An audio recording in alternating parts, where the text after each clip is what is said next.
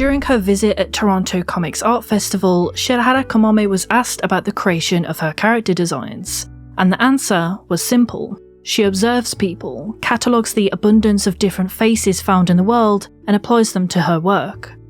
Kamome enjoys seeing diverse casts, proven by her Twitter and the shows she gushes about, but more evidently through her work on Witch Hat Atelier.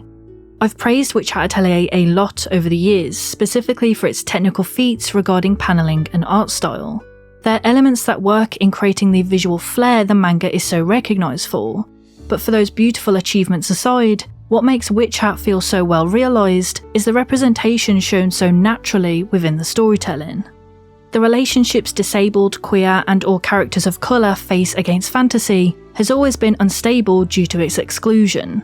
For instance, the presence of magic is oftentimes seen as a cure for disabilities, whilst queer and characters of colour are noticeably missing or kept to minor roles, as many authors use the influences of olden Northern European settings as an excuse for a white-only cast with no queer people in sight. Because to some, classical realism extends to dragons, orcs, ghouls and elves, and not black, brown or queer people. Yet, in Witch Hat Atelier, representation bleeds into the narrative, showing how prejudice, the poison of intolerance and bigotry, interweave within a magical world that reflects modern issues. In general, I think Shirahara Kamome genuinely wanted to include a diverse set of characters that maintains a sense of verisimilitude often missing in fantasy manga. There's a clear sense of care when writing particular characters or themes disturbed by discrimination and oppression in lore, or scenarios frequently mocked or considered trivial in other series. This video isn't to put Witch Hat on a pedestal, but rather highlight what is achieved from a series proactive in representing a wide variety of people, that lets readers finally see themselves reflected in fantasy. Further into the series, an openly gay relationship is revealed through Gallagher and his boyfriend Atelier.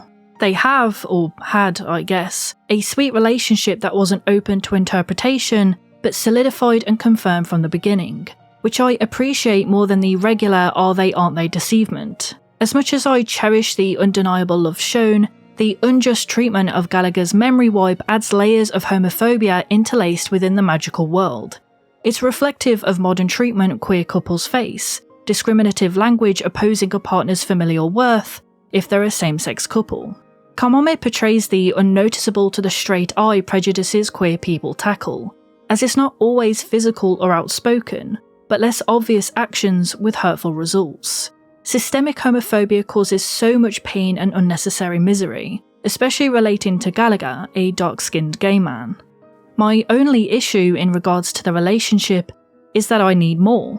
Given Gallagher's memory situation, I would be shocked if they didn't make a return, like other loose ends that are yet to be solved. Whilst the dramatics of memory loss toss a wrench in the works, I do see an opportunity for depth and growth from a pre-existing relationship being rekindled into a slow burn development. And better yet, there would be no opportunity for questions regarding their sexualities. Currently, they're the only canon gay characters in Witch Hat, but several characters like Kifuri, Orugyo, Tetsuya and Agoto feel queer-coded too. Kifuri and Orugyo are very much childhood friends to husbands looking after their 4 daughters, doubled down in the Witch Hat Atelier kitchen spin-off. Their lives are so intertwined that referring to them as soulmates still doesn't feel deep enough. There's such a deep bond connecting them through thick and thin, an affinity bound by the switching of tassels with a promise of love. I also find Tetsuya and Agoto progressively interesting. Tetsuya is the least developed main girl, but the repetitive notion of clothes being transformative and so important to her identity has piqued my interest.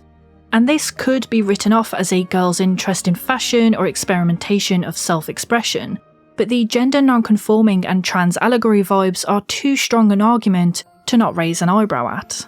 And trans kids exist, and they've most certainly existed in manga. Alongside the constant retweets of trans Tetsuya fanart Kamome likes and retweets, I think it's fair game to consider the possibilities of Tetsuya being a trans girl. If she's not, she's not, but I think many girls will see her expressive nature, read the words like "the outfits we choose are also a bit like magic," and resonate with Tetsuya or feel inspired, and I appreciate Kamome for including that. and I feel similarly to her writing of Agatha, who, speaking of fashion, is drawn wearing masculine clothing several times, alluding to my next headcanon of her being a lesbian. Comparatively to Atelier, Agatha has had quite the progressive character arc. Consistently, her development is conveyed through actions rather than words, oftentimes towards Coco. Agatha's perception of magic changes with the help of Coco, and an appreciative if not admiring nature breaks the strict formality Agatha's mother pushed. Coco makes Agatha love magic, see a beauty in its charm taught differently than the strict nature her family pushed. But the constant blushes from Agatha, the taken back expressions and shyness of her own emotions, are repeatedly caused by Coco. And whilst under different circumstances, she even fits the abandoned by family so she found her own narrative, a reality for queer people. There's no single hint of her liking boys, unlike the other girls, but only seen being affectionate with Coco. The progression of Agatha's reconnection to magic is hindered upon Coco's smile. The lesbian reading of Agatha is backed narratively, and whilst I don't think her relationship with Coco will develop into something more, Agatha's own sexuality being explored would prove just as joyful, especially when taken into the context of storytelling, much like Galaga. Agatha, a girl of notorious family name, being a gay witch in a society still behind in queer support, would be an inspiring story to tell. Even more so if she gains the highly regarded position of being a Tower of Tomes librarian. Of course, like Tetia, this is all headcanon and wishful thinking. But considering the supportive nature Shirahara Kamame possesses, someone who never dismisses a fan's headcanons and loves to create diverse characters, it's not much of a long shot to wish for more queer characters in Witcher Atelier. Often in sci-fi and fantasy series, disabilities are cured or fixed. It's an insensitive and narratively uncreative trope dismissing a large proportion of people for the sake of having an all-able body and neurotypical world. In particular to fantasy, magic is used as a deus ex machina, a convenient tool adding no nuance to world building and an easy way out mechanic. Magic, powers, or futuristic technology should come with challenges and restrictions. If they lack such, the imbalance of the world's capabilities can make a story boring. In Witch Hat, magic has its restrictions. It can't be used on people, so healing magic is dismissed and the dead can't be brought back.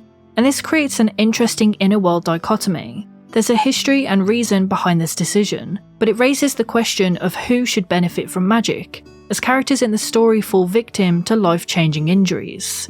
Instead, as a creator, applying magic as an accessible tool, making the world easier to navigate, is more rewarding. Why make a world where a character can be anything, cast away any issues barring any effort, with a simple spell? Rather than curing physical disabilities, inventing accessibility devices in a fantasy setting, where the times of a story could change material resources, is more creatively fulfilling. Thinking of new devices and allowing disabled readers a chance to see themselves represented in a genre often exclusionary benefits everyone. Shirahara Kamame confirmed that magic is a metaphor for the innovations created today. Magic isn't a cure, but a fantasy equivalent of mobility aid. Innovation, creation, and the want to improve the everyday lives of all disabled people is far more appealing than excluding disabilities altogether.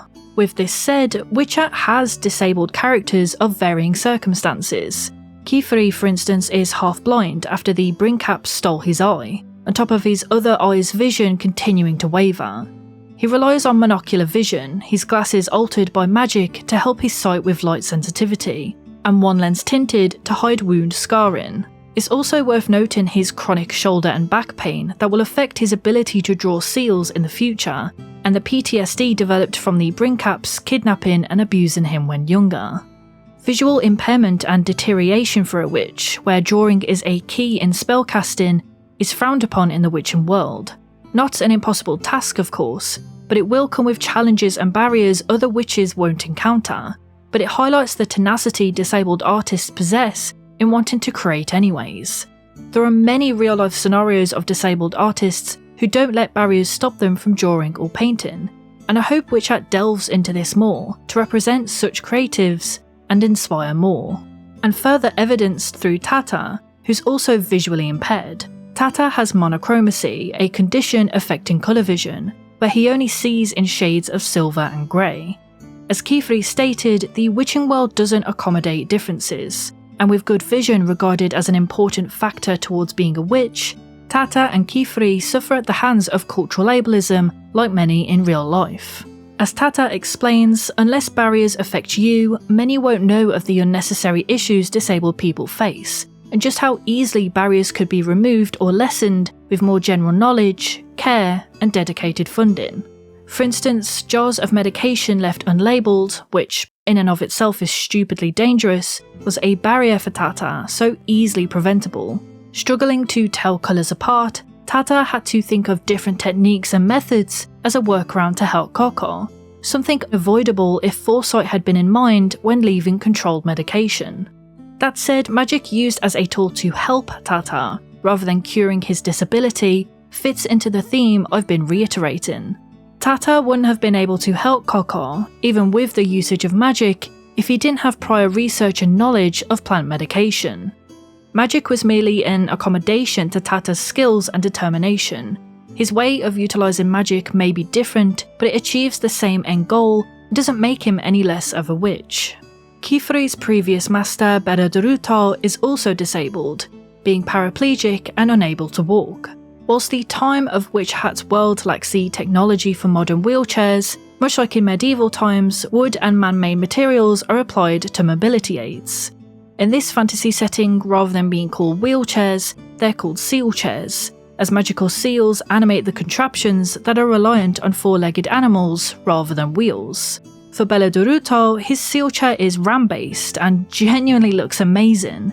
It's such an intuitive fantasy mobility device. Given the lack of motorised systems and that he lives in the Great Hall, an inaccessible home surrounded by stairs, having a seal chair that allows him to travel with more leeway than modern wheelchairs do is highly creative, and reiterates how magic isn't a cure, but a helping tool. Due to the riverbank accident, Kustasu became paralysed from the waist down, and so uses a seal chair too. It's one noticeably less comfortable looking than Bereduruto's, a commentary of class inequalities regarding disability aid. People like Kustasu, of poorer financial status, may receive bare minimum aiding tools compared to the high-end ones that the rich can afford. Kustasu lives in a state of depravity, has his whole life, and knows people judge his worth as experienced through the ways he's treated and seen, or lack thereof, as a disabled indigenous brown boy. Whilst apprentices are given free food and shelter, kids like Kustasu fend for themselves, living with insufficient support or clean water. Racial discrimination and social class absolutely play a part in Kustasu's journey. It's the ignorance of others and lack of care that leads to warranted frustration and anger.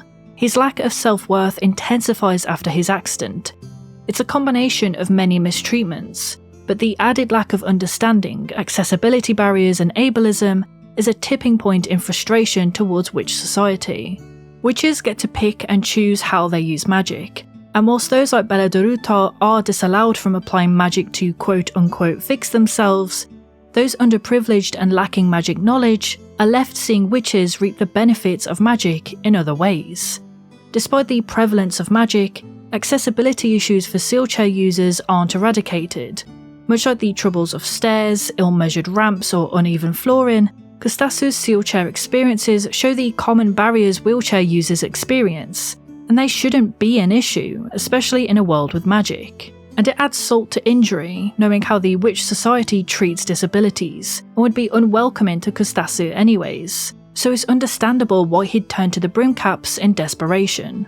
Don't get me wrong, they were created with forbidden magic, but the leg support Kamome drew for him looks awesome. They're a unique fantasy interpretation of orthotic devices or braces, another example of how easy it is to integrate mobility devices in fantasy. On the flip side, with a lot of manga, mental disabilities are implied or heavily coded, as opposed to outright stated as canon. Even truer for fantasy, as names of medical conditions are modernised, and somewhat inherently anachronistic when applied to medieval times.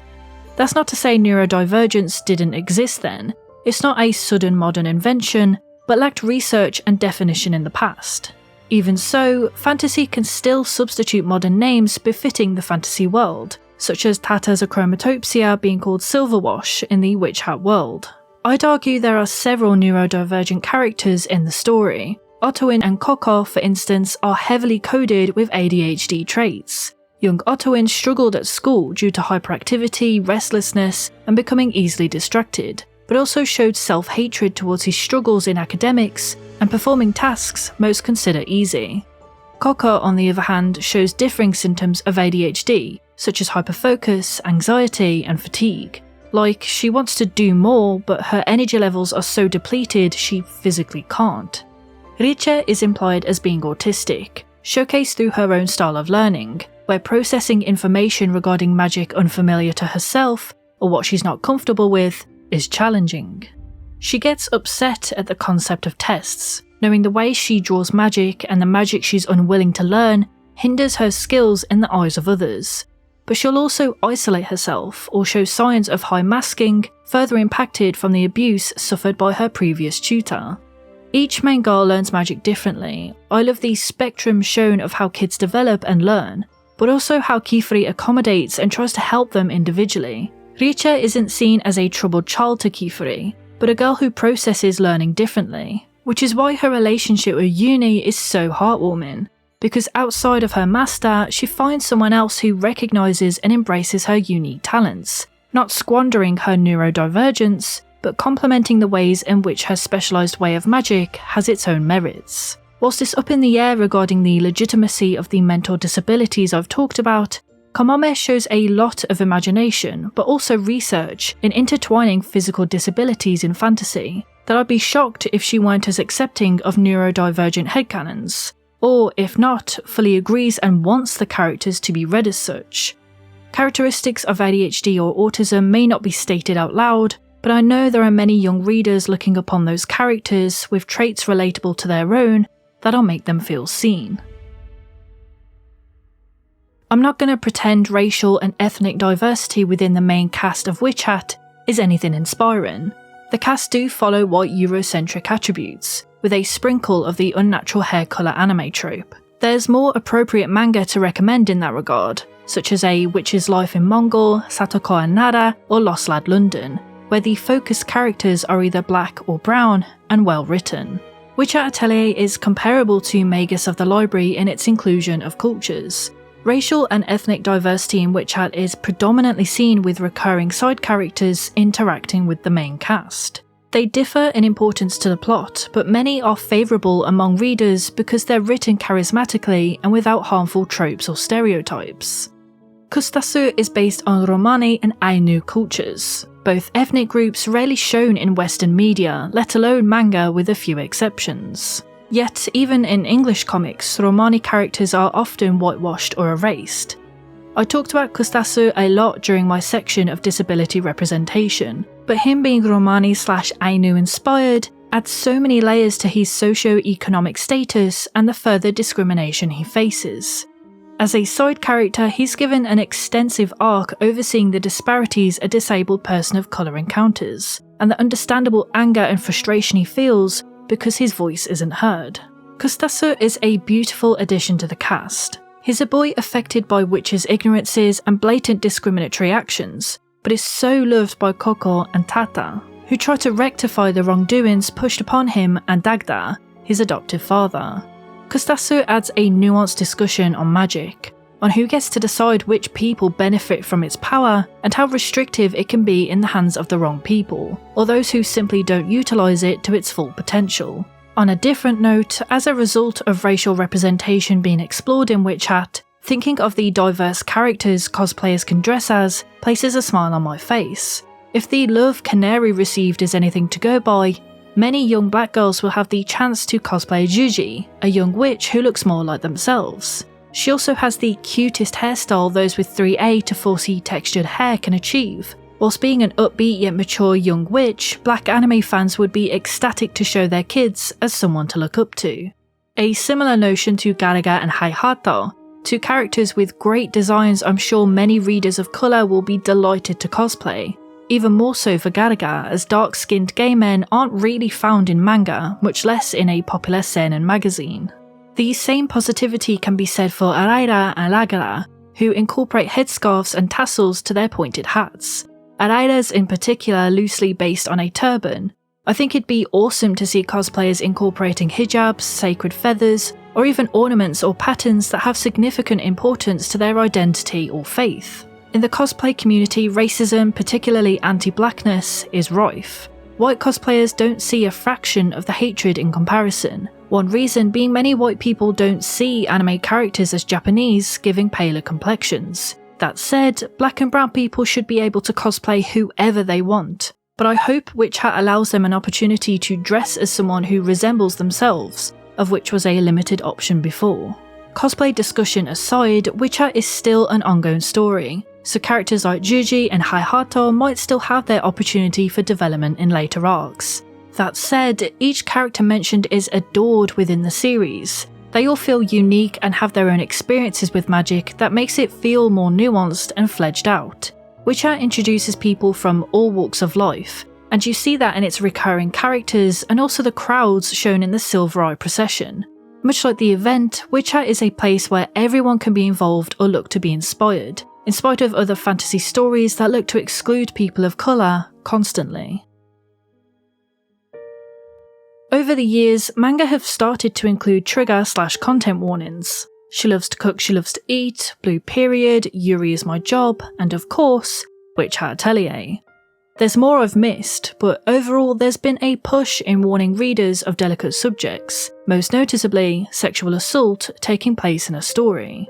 In Witch Hat Atelier, its chapter including sexual assault was written with complete sincerity. A witch uses the wonders of magic for egotistical, perverted manners. Selling glasses as an innocent product that allows wearers to see people underneath their clothing is no different to the AI programs advertised to do the same. And unfortunately, some don't see it as a criminal offence in reality either. The consequences of his actions are treated harshly and as a reportable manner. Kamome doesn't pull back in reiterating the experiences women face when reporting sexual crimes through the lens of Lulashi.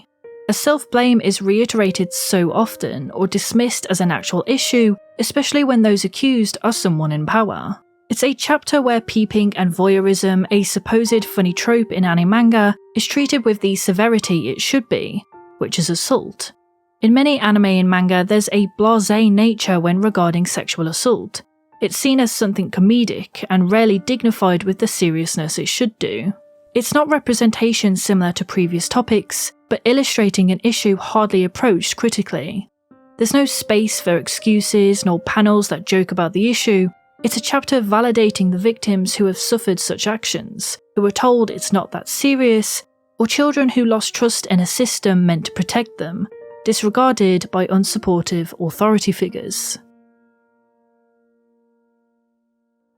The last subject which Atelier represents throughout its story is teaching. It isn't something people think about in regards to representation, yet I love how thoroughly Witch Hat demonstrates the importance a good teacher can make to students. Other anime manga have achieved this too, Haikyuu, Medalist, and Assassination Classroom to name a few, but I think it's the dedication in emphasising the importance of teaching in all different forms that makes it stand out.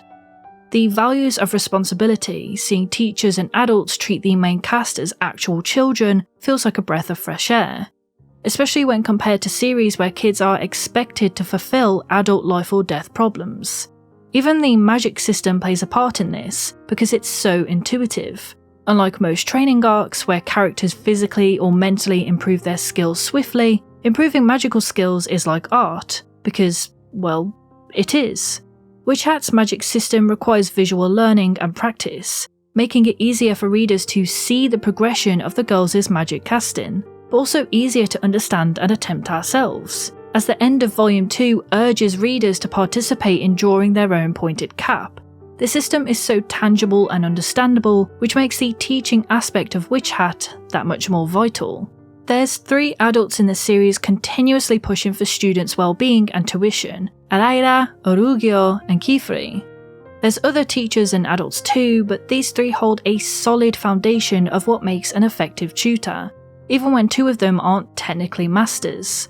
Araira is a woman after my own heart. She's one of the most caring adults in the series, both towards students and Kifuri. Whilst her appearance isn't long, the impact of her actions and words are no less powerful. She understands the different ways kids learn, encouraging both Riche and Yuni in times of distress, and clarifying that one path isn't everyone's. Compared to other apprentices, both Riche and Yuni are reclusive in their studies. Yuni becomes overwhelmed in casting magic in front of others, whilst Riche hates having to abide by favoured spells of the magic curriculum. Both struggle with what's expected of them, and Alayla emphasises with that. Alayla doesn't yell, nor is she frustrated like Yuni's master, but expresses positive consideration. Teaching must come with kindness and patience. Children will learn in different ways and lengths of time. Alayla understands that accommodation and belief goes a long way, but more importantly, the safety of youth is of the highest importance, as she accepts inevitable isolation with the purpose of keeping an exiled Yuni safe despite not being his master. Orugio too isn't an official master, but speaks with nothing but guidance and reassurance with the girls. He knows the importance of having kids feel comfortable enough to speak up, for trust to be a learning curve for both student and teacher alike. He's a perfect match for Kifuri's teachings. With a business-pointed cap on, he knows the realities of burnout, the frustrations in being stumped, and the relief in solving a problem. Orugio's addition to the cast adds a literal warmth to magic. It's what makes his character appealing and someone the girls can look up to, because he'll also be stern when needed. He has the girls' best interest at heart, and that's the reason he's my second favourite character. Which leaves Kifuri, the main teacher of the series. Accepting Koko as an apprentice may have come attached with alternative reasons, but I still believe he's true to the ways of a teacher. Above all else, Kifuri loves his students. Unlike the other white-haired teachers in comparison, there's a sincerity in his decisions. Kifuri, like Orugio, believes in a two-way system of trust between himself and the girls, evidenced by his actions, but also words. Seeing him apologise, or any adult apologise to kids, and admitting fault isn't a common occurrence. Even outside of his own students, his teaching characteristics are built upon kindness, like offering Yuni the chance of tutoring from another master, after seeing how neglected he was. It reaffirms that being a master is a privilege not to be taken for granted, as every student should have the opportunity to decide their tutor. Kifuri wants his apprentices to self-improve, but knows when his guidance, built from experience, should help to prevent injury or egocentricity. Agato especially is a student desperate to rush her growth, a need to prove her worth to a family that ridiculed and abandoned her. Yet Kifuri and Orugio accepted her without issue. In fact, their worry wasn't towards her abilities, but her attitude to magic. They don't want Agato to rush learning magic if it means she doesn't stop to enjoy it either. The magic of learning is a key theme in Witch Hat, and Kamame reinstates the notion of healthy teaching throughout. Adults should be held accountable for their actions, just as much as children making mistakes whilst experiencing life lessons. It's a schooling system that feels authentic to real education, a story not relying on life or death scenarios, but in representing the magic of learning and having a healthy support system too. Witch Hat addresses important themes with a conscious effort in raising necessary conversations, whilst representing those left out of fantasy. Its inclusive nature resonates with readers alike. Discussions of classism, accessibility, and depictions of disabilities signifying the importance of such. It's understandable to see why such topics are covered, given the causes Kamame retweets or brings to attention on her Twitter. She's someone who cares about people, and that lends itself towards her fan appreciation, shown through the constant retweets of fan art, specifically ones depicting characters with queer headcanons, or people creating their own Witch Hat OCs, and to cosplayers from around the world. Kamame makes it a point that anyone can be involved with the world of Witch Hat. She loves to see everyone's participation or interpretation for this manga, and it's what makes for such a positive and interactional community that could only happen from the kindness of a mangaka who depicts representation with such care.